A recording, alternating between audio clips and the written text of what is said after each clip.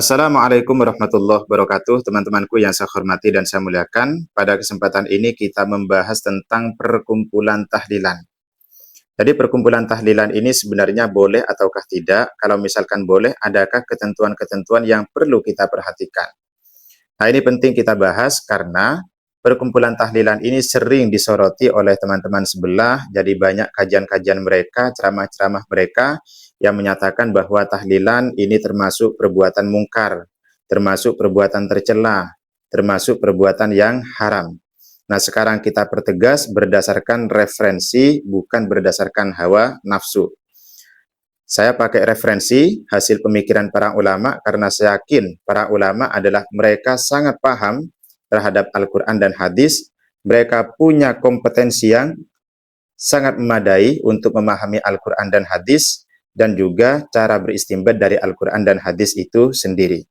Oke teman-teman, di dalam kitab Ar-Rasail As-Salafiyah pada Sohifah 46 dikatakan begini. Bismillahirrahmanirrahim. Hasiluhu al-istifham anil adati al-jariyati fi ba'dil buldan minal ijtima' fil masjidi litilawatil Qur'an alal amwat wa kadzalika fil buyut wa sairil ijtima'at allati lam tarid fi syari'ati. Ada tradisi yang berlaku di sebagian daerah yang berupa perkumpulan di masjid yang kegiatannya adalah membaca Al-Qur'an dan pahalanya dihadiahkan kepada orang yang sudah meninggal. Termasuk perkumpulan-perkumpulan yang dilakukan di rumah-rumah ataupun perkumpulan-perkumpulan yang lain yang belum pernah ditemukan pembahasannya secara spesifik di dalam syariat. Jadi, perkumpulan membaca Al-Quran yang pahalanya dihadiahkan kepada mayit, kemudian dilakukan di masjid ataupun di rumah, ini boleh ataukah tidak? Hal yajuzuh amlah. Nah ini, lalu dijawab oleh pengarang kitab Ar-Rasail As-Salafiyah ini yaitu Imam Asy-Syaukani. Beliau menyatakan la syakkah in kanat kholiyatan an maksiatin salimatin minal munkarati fahyah jaizatun. Jadi jika perkumpulan itu tidak terdapat maksiat, jika di dalam perkumpulan tersebut tidak terdapat maksiat dan kemungkaran-kemungkaran, maka hukumnya adalah boleh. Itu teman-teman ya. Ilatnya adalah li'annal ijtima'ah laisa bimuharramin binafsihi. Karena perkumpulan itu tidak memiliki hukum secara spesifik. Jadi perkumpulan itu tidak bisa kita hukumi. Yang perlu kita hukumi adalah bentuk kegiatan di dalam perkumpulan tersebut. Jadi kalau misalkan ada perkumpulan, ini hukumnya haram ataukah tidak? Maka perlu kita lihat kegiatannya. Kalau kegiatannya itu adalah kegiatan maksiat, kegiatan yang haram, misalkan perkumpulan dan kegiatannya adalah judi atau pesta miras. Pesta miras ataupun judi ini adalah termasuk kegiatan yang haram. Maka otomatis perkumpulan yang menjadi sarana terlaksananya pesta miras ataupun judi ini hukumnya adalah haram, teman-teman ya. Sebaliknya jika misalkan ada perkumpulan dan kegiatannya adalah kegiatan yang mubah ataupun kegiatan yang masyru' disyariatkan, seperti perkumpulan membaca Al-Quran, perkumpulan membaca Yasin. Membaca Al-Quran, membaca Yasin itu adalah sesuatu yang masyru'.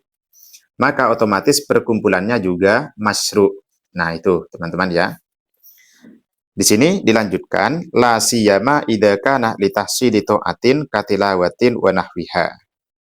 Jadi jika perkumpulannya itu untuk ketaatan, seperti membaca Al-Quran ataupun yang lain, maka jelas ini hukumnya adalah boleh. Wala yukdahu fi dzalik kaunu tilka tilawah maj'ulatan lil mayyiti.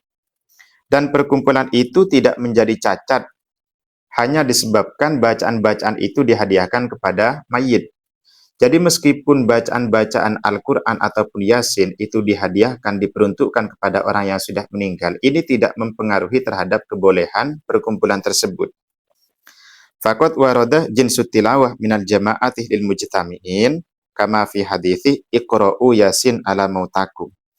Karena bacaan-bacaan yang dilakukan oleh para jamaah, oleh masyarakat yang dihadiahkan kepada orang yang sudah meninggal, ini berdasarkan hadis Iqra'u Yasin ala mautakum, bacakan oleh kalian surat Yasin terhadap orang-orang yang sudah meninggal di antara kalian.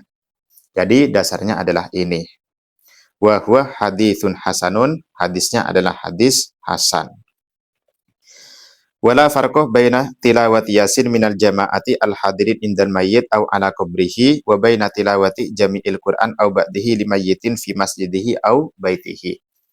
Jadi hadis tersebut itu sangat umum teman-teman ya, sehingga bisa diterapkan, bisa diamalkan membaca surat Yasin oleh para jamaah, baik dibacakan di sisi orang yang sudah meninggal ataupun di sisi kuburannya, dibacakan di masjid ataupun di rumah-rumahnya. Jadi tidak ada perbedaan dalam hal ini. Kecuali memang ada hadis yang mentaksis, yang membatasi keumuman hadis ini, silakan ditunjukkan. Misalkan ada hadis yang menyatakan, jangan kalian membaca Al-Quran ataupun membacakan zikir ataupun yasin di rumah duka. Misalkan ada hadis yang seperti itu, silahkan ditunjukkan teman-teman. Jadi sudah jelas hukumnya adalah boleh.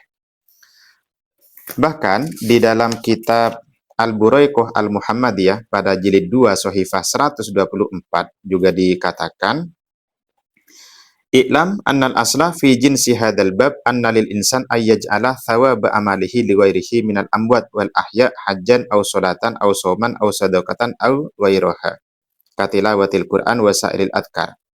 Jadi seorang itu boleh menjadikan pahala amal perbuatannya dihadiahkan kepada orang yang sudah meninggal ataupun dihadiahkan kepada orang lain, baik itu pahala haji, pahala sholat, pahala puasa, atau bahkan pahala sedekah dan yang lain, termasuk pahala membaca Al-Quran dan pahala zikir.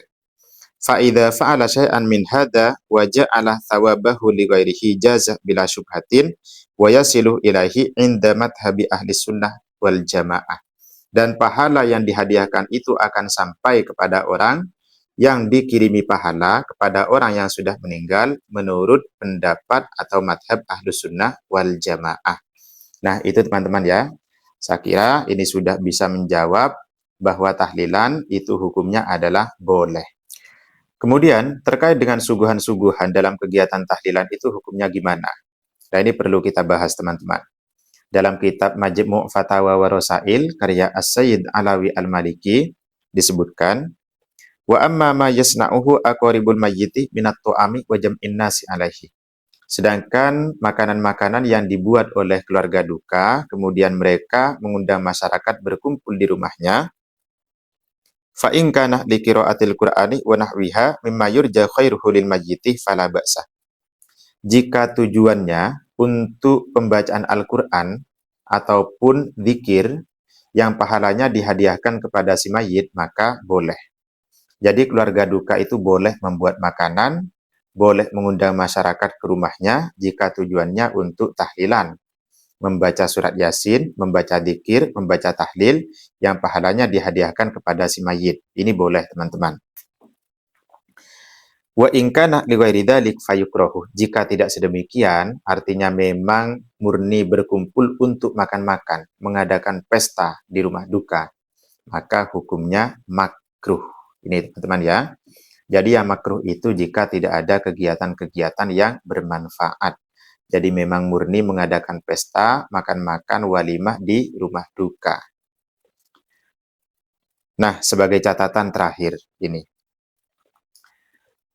Terkait dengan suguhan, itu perlu dilihat sumbernya dari mana. Kalau sumbernya itu dari ahli waris, memang dari harta ahli waris pribadi, jadi tidak diambilkan dari tirkah, itu tidak masalah teman-teman ya. Jadi ada ahli waris, ada anaknya yang menanggung untuk suguhan dalam kegiatan tahlilan, itu tidak masalah, boleh. Bahkan ini menjadi sunnah jika diniati sebagai sedekah. Atau suguhan itu diambil dari hasil pemberian masyarakat sekitar. Seperti yang sudah berlaku di tradisi kita ketika ada orang meninggal, masyarakat sekitar, kemudian teman-temannya, kemudian semua relasinya itu datang takziah, mereka membawa sembako. Ada yang membawa beras, ada yang membawa minyak, kemudian ada yang membawa uang. Jadi jika diambilkan dari situ itu juga tidak masalah, teman-teman ya. Hukumnya adalah boleh. Namun jika diambilkan dari tirkah, maka harus pastikan jika si mayit itu pernah berwasiat.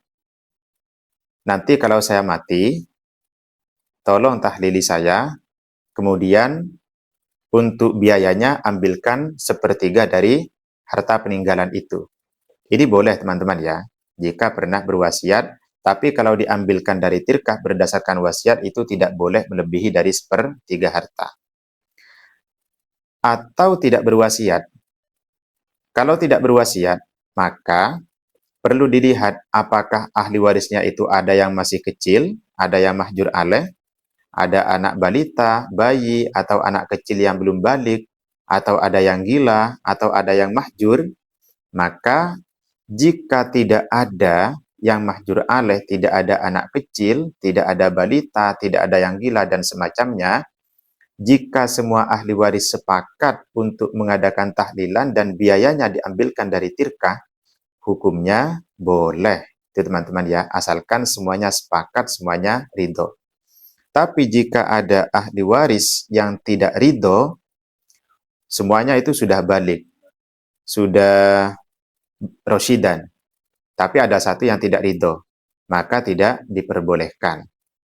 Kemudian, jika ada ahli waris yang masih kecil atau yang mahjur alaih, maka tirkah itu juga tidak diperbolehkan digunakan untuk kegiatan tahlilan. Tidak boleh digunakan untuk suguhan-suguhan. Itu teman-teman sebagai catatan-catatan ya. Nah teman-teman, itu yang bisa dijelaskan. Mudah-mudahan bermanfaat dan bisa memberikan wawasan kepada kita. Assalamualaikum warahmatullahi wabarakatuh.